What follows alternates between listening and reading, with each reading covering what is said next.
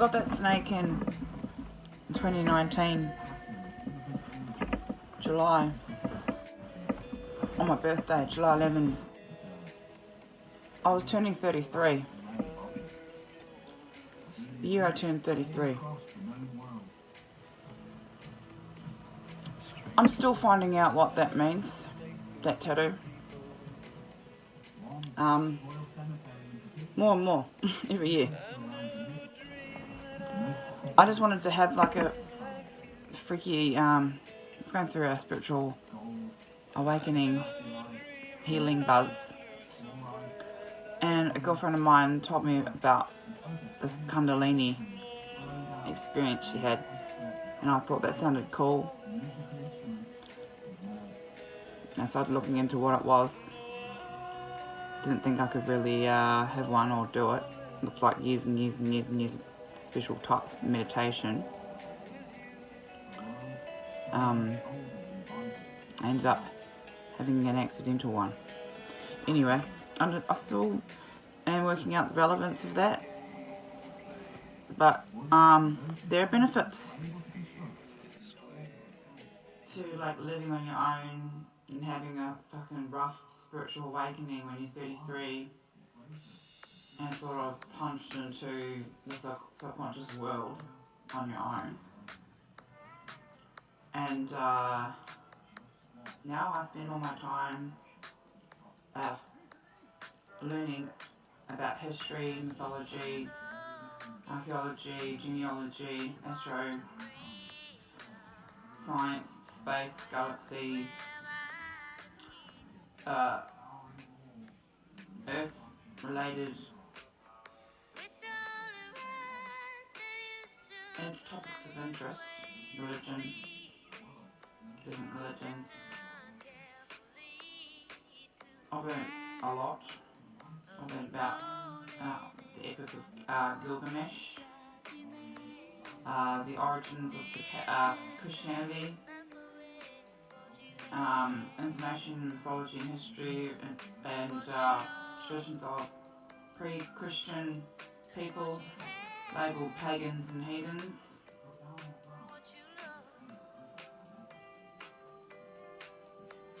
I only take on the information that if it fits and connects with all the other bits of information that I've remembered. I take on new information too, but if it's not related to what I've already been working on, like building up my knowledge on, I tend to like put it aside and pick it up again later on if I feel it connects to another piece of new information that I get. So everything is like interconnected in this like tangled like web of information, like a network, like putting pieces together. And I've learnt that there was like serpent god. Man, honestly, because that's what the gardener was talking about. The gardener is like the first creature we've seen in here other than meeting him. And it wasn't human, it was like, I don't know, it was like green scaly sort of skin, kind of like it's no leg, just a tail, and like looked like Adam from the waist up, and from the waist down looked like a vine plant. He was telling Adam some stuff about what it's like outside the gates, which we've never been out, and then told me like to eat the forbidden fruit, but I already had that like weeks ago. Nothing bad happened. Like, I don't know if I'd say yes to go. Maybe he's gone with the gardener. This is like old, ancient earth mythology, subconscious magic stuff. That somewhere along our evolution, when we jumped from the tree onto the ground, if you want to say, and became like conscious, like suddenly aware that we were separate to the natural, like to the world in our own little ways. Became smarter and started using materials in the world to build ourselves things and develop. One of those ancestors came and ate like a magic mushroom, okay? Some kind of psychedelic plant. that opened up their like minds to the imagination land, subconscious, primordial, unconscious, kind of unmanifested world, where like deities and that live. And yeah, it's kept expanding even more into like spiritual, what it means to be a human spiritually, and influence the culture and beliefs. I just found out that the created Jesus and Christianity from another kind of like set of belief systems which were pagan, and like there's a big story about the Wandering Jew, John the Baptist, Knights Templar, Serpent Kings, Taurus Bull, Holy Grail, like Crusade. Like this is all what I've learnt just in the past half hour. It's easy to like jump ahead like 5 steps, make conclusions about what you think actually like is real and what actually happened in history, what it means to be a human. It gets really like murky and dark the further back you go into this like subconscious Serpent King fucking deity world. Green men faces, even in the old churches I've got carvings, green men's faces sticking out of trees, like Pan god. This goes back to like Zeus, Dionysus,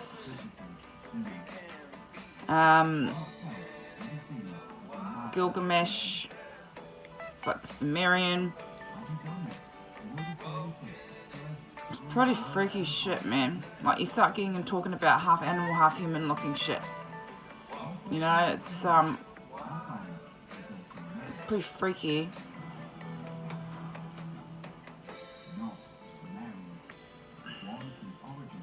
Especially when you like poke a little bit at a topic and then you just all of a sudden you get thrown into this topic and you're just absorbing this fucking information, not just from these videos, but shit pops up around you that you notice that help to fill in the blanks of the story. They used to call people that could do this priests, shamans, healers, medicine men. Now it seems crazy.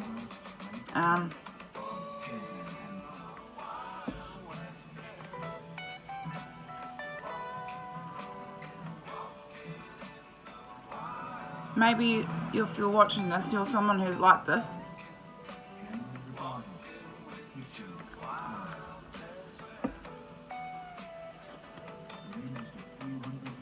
Because after a while,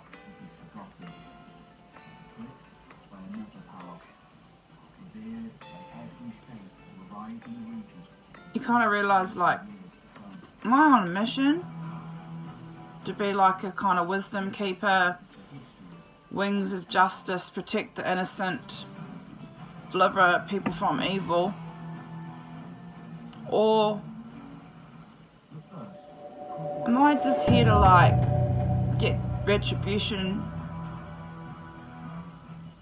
and create hell on earth?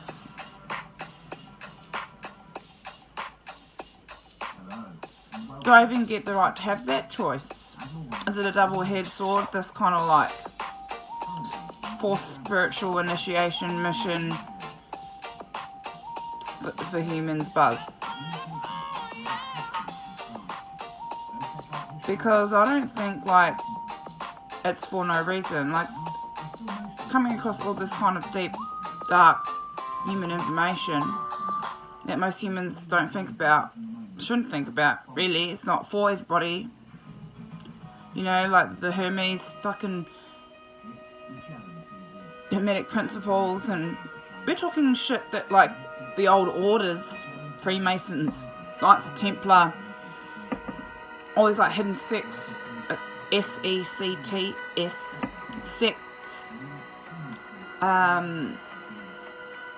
making oaths and promises, keeping them thousands of years within the organisation, safeguarding some type of fucking magical information, not for the everyday human that like they've used to exploit humans with a lot of these.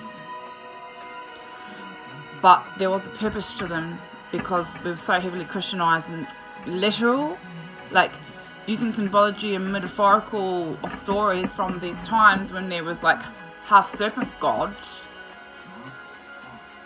and like symbols like the 9-headed hydra. 8 of the heads were mortal, 1 was immortal, and you know, this is symbolic of something else, potentially like how a river divides into 9 ways. You know, Hercules destroyed the 9-headed hydra, the story, Greek mythology now moving into. It also represents like the Knights of Templar, there's 9 of them. During the Crusade, when Christians thought it would be good to go and save the souls of people in the Middle East, so they started the Crusade. It's basically a takeover of the Muslim Empire, thinking it'd be noble to go and die in the middle of another land that's not yours, killing the people of that land on the way. As a soldier or as a priest, or as anybody, you come across, you get exposed to all these other cultures and their religions and mythologies, and you realise that your own religion, Christianity, is actually plagiarised from a fucking much older complex story that's interconnected with all the other stories, right?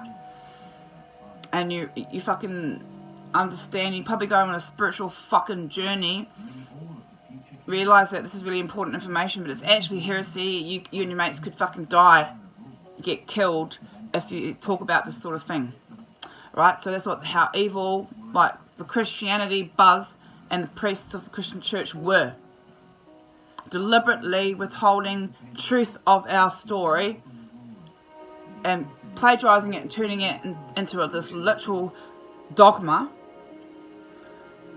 sending men to other countries to kill Muslims.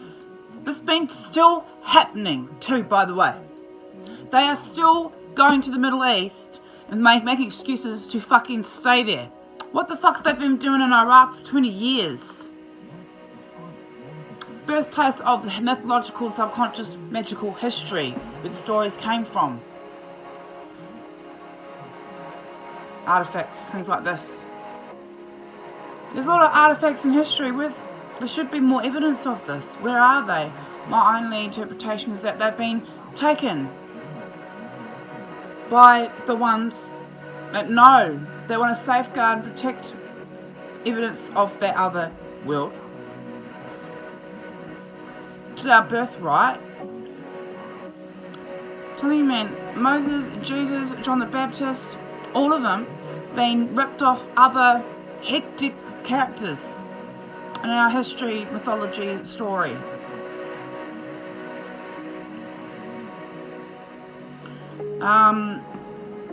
So they came up with the fucking Knights Templar to fucking safeguard this emergence of this new fucking spiritual history with the fucking snake venom, diluting it and diluting snake blood with water, and it was medicinal and a whole bunch of other fucking shit I can't really just like cover in a few minutes. Really interesting. I'm not just here on earth though just to like have an interesting time and learn interesting information and sit here and think about it and be like, that's really interesting. I'm really glad that I'm sitting here and learning about this education. No, it has a meaning to me. It gives me a purpose to like sniff out and detect propaganda, illusion, and evil. So yeah, I believe in like beings, deities. I believe in like this fucking serpent god. I don't want to worship it, but I acknowledge fucking stuff that's presented to me, historical information, and quite often like these characters, the goddesses will just come to me just one time. Sometimes once is enough. Sometimes they have a recurring thing. The recurring characters in the Earth Goddesses are basically, they're more based on me. I've invented a character, like my own mythology. It's basically just me. Like Pandora and Gina don't exist in mythology. I completely made them up. They're me. But the others, you know, come from mythology, my own, like, version of them.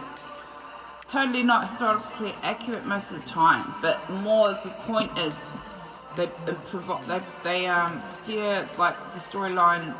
They take an interest in one particular crusade I'm doing, and step in and, you know, whatever their element is or whatever, like, special ability they had or something is sometimes relevant to what the story I'm telling, and sometimes not relevant. Sometimes I just want to, like, include them. I just decide to. I don't think much about it. I let my imagination run wild. And I'm trying to take myself too seriously.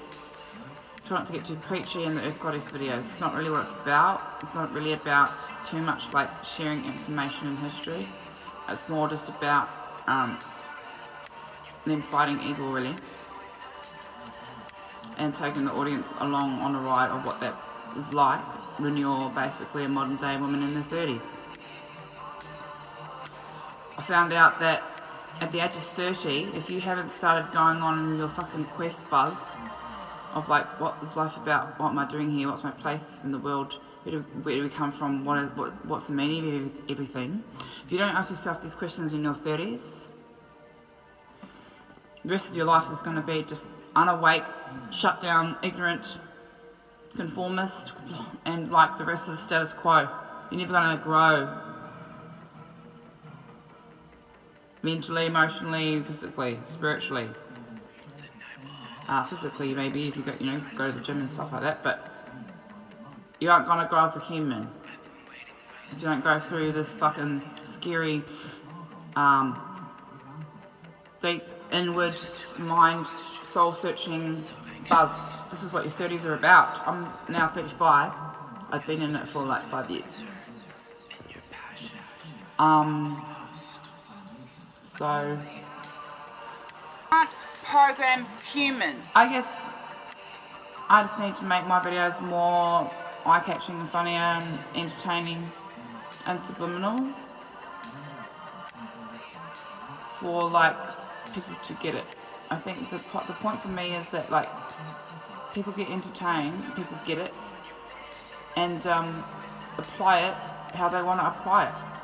I think sometimes that my content is only made for people living in Mount Druitt or Western Sydney.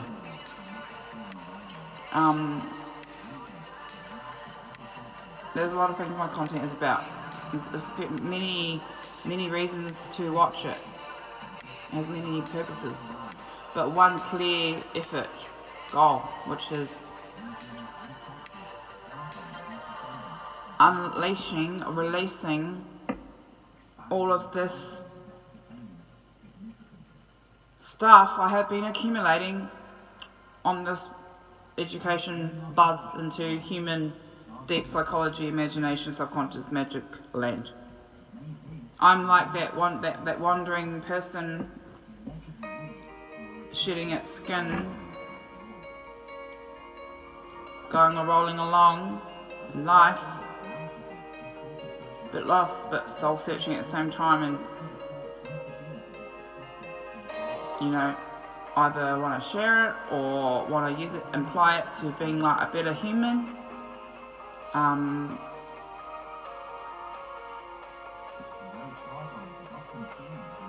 Who's teaching the new mythology to the new generation? Because we've got new mythology. Mythology just didn't stop being created with Jesus being born and dying. We've had 2,000 years of mythology building up in us. It's now 2022. We're still talking about the Greek mythologies and the fucking, discovering Viking mythology more now, finally. Why'd that take so long? What are they trying to fucking say?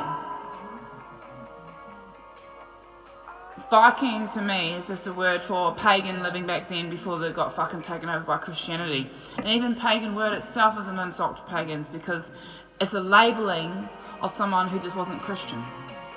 So the Christian church, the past 2,000 years, done a very fucking good job pressing us and getting us to conform.